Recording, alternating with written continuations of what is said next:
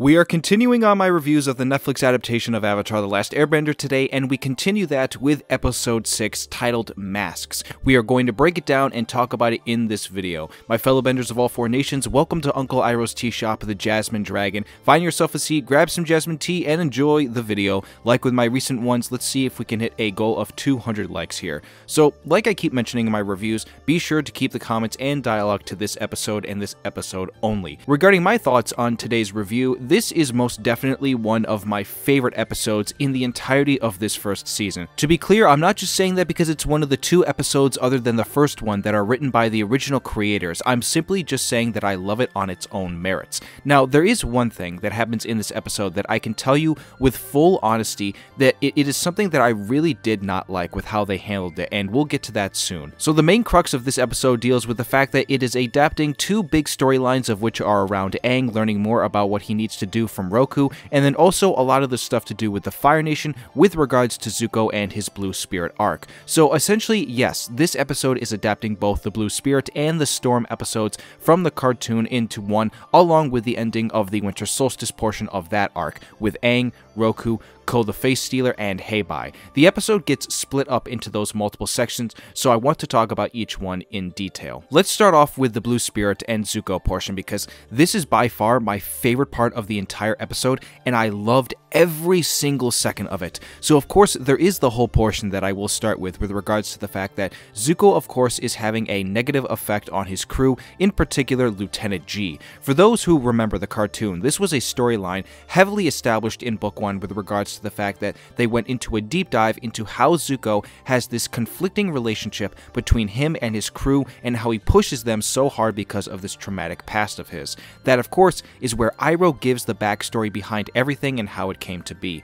I thought that they adapted this very, very well. Everything from Iroh's conversation with G and the crew, to even the flashback stuff relating to how Zuko got his role in hunting down the Avatar. That flashback stuff, of course, is when Zuko was invited to a war meeting and spoke out of turn, which caused him to be thrown into an Agni Kai with Ozai, which gave him the scar, and not to be on the nose here, but it scarred him very, very badly. With regards to the war meeting scene, they actually extended it out a little bit more here than they do in the cartoon. They add a little bit more detail to it in terms of a bigger reason as to why it was so bad for him to speak out in that manner. He calls out a general for a stupid plan, but in actuality it was Ozai who came up with a plan, and he believes that it was out of line for him to call out his military strategy, and so Ozai felt disciplining him was for the right. The other detail that they add into this is that with regards to the plan itself, which would involve sacrificing an entire force of Fire Nation soldiers known as the 41st Division, they are actually the same people who ended up being the crew of Zuko's ship,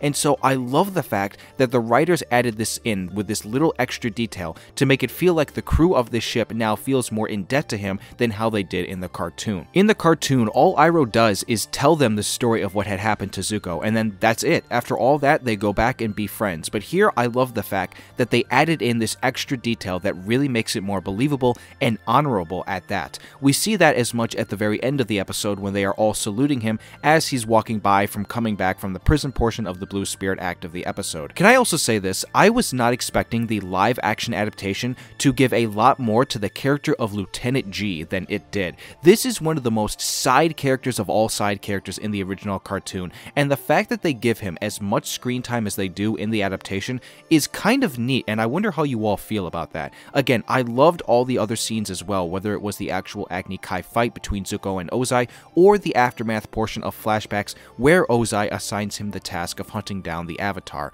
Ozai and Iroh in that scene were great as well, and I have to say, with each passing episode, those characters and their portrayal from the actors are warming up to me with each new minute of screen time that they get. This is now what leads into the next portion of the episode, which I love, and that is everything to do with the Blue Spirit and the prison stuff. Every single ounce of these sequences with regards to the character of the Blue Spirit and the prison are just perfectly done and feel like something that I was literally watching as a one-to-one adaptation out of the cartoon. It doesn't matter if it's the sequences of which Aang Aang is in the prison and messing around with Zhao himself being a very cocky guy with how he wants to get everything down in his journal that he's writing in, or even the actual fights themselves when the Blue Spirit breaks Aang out of the prison and they choreographed so much of what was actually in the original show. When I saw that they were actually adapting in the move of which they used those ladders that the Fire Nation troops used to climb up stuff to get over the wall, I was just like, yes, yes, yes, this is awesome. Again, the fights looked fantastic, the visuals looked stunning, and everything here about this was just perfection. Of course, once they escape the prison, it goes exactly the way you expect it to go, where Zhao lets them go free, only for him to order a Yuyan Archer to take them out, and then Aang creates a fog to mask where they are, and he takes the Blue Spirit away, only to reveal that it is Zuko. Real quickly, speaking of characters that get screen time, I know that the Yuyan Archers are characters in the original that honestly barely get even 3 minutes of screen time, but I'm glad here in this version they do get a little bit more, given how cool they are, and I feel like underutilized, given they are actually in the fight with the Fire Nation forces, and again, they don't see them again after this, so that's just something else to note. This next portion where Aang and Zuko have a conversation with each other is new to this adaptation, and something that they didn't do in the original, at least from the perspective of how they leave each other from the original. I really was actually not expecting these guys to have this elongated conversation with each other, and their back and forth is a lot more casual than I thought it was going to be, but the context of what they do speak to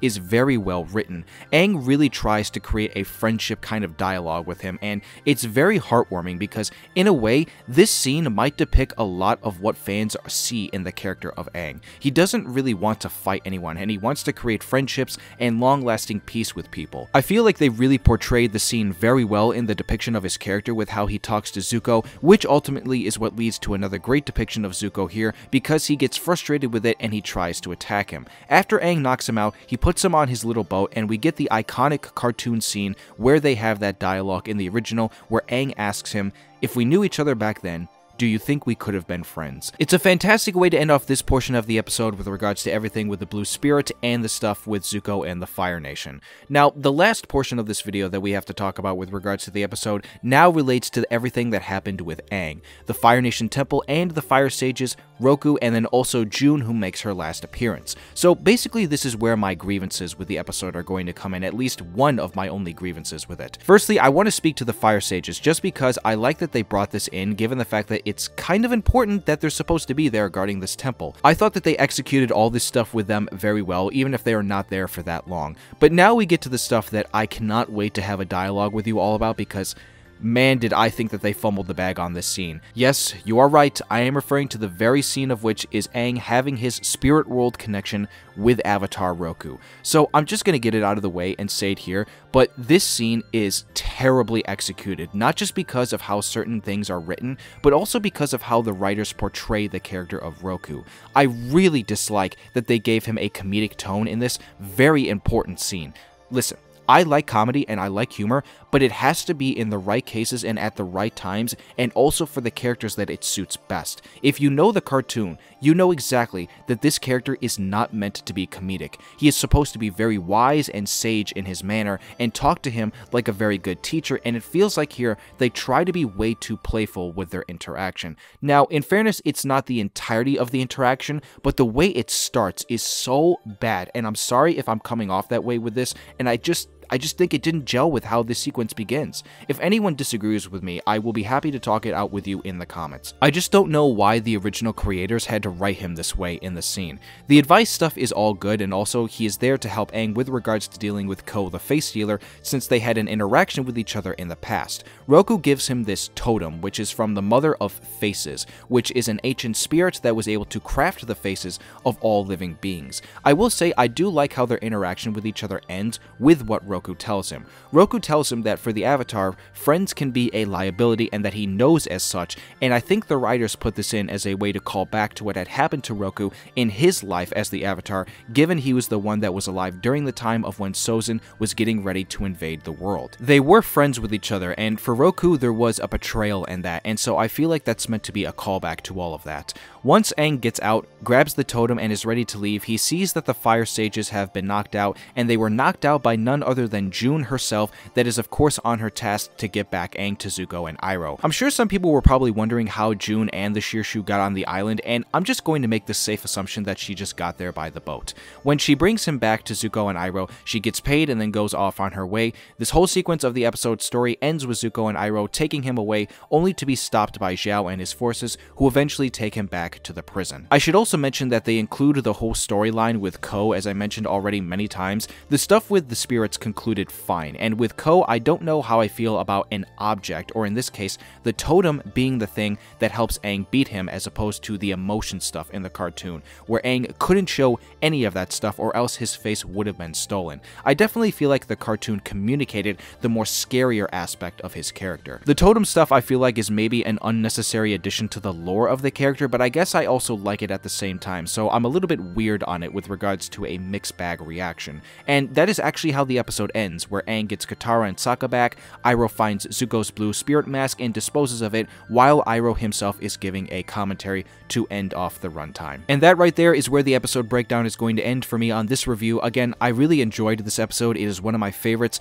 It's very well directed, good visuals and fights, and written well, at least with character development for the most part, even if we take away the one grievance that I had with it with regards to how they portrayed Roku at the beginning of his conversation with Aang, with those not so great jokes. But again, I might be indifferent to a lot of people on that, so I'll be curious to see what your comments are like. So again, comment down below your thoughts on this episode and what you thought of my commentary on it. If you did enjoy the video, or if you even enjoyed the episode, give the video a like and subscribe to the channel if you are new here, and turn on that notification bell for when I upload again in the future. On your way out of Uncle Iroh's tea shop, be sure to let him know how much you appreciate his jasmine tea and his words of wisdom that come with it. I hope you all have a wonderful rest of the day, and I will see you soon for more Avatar.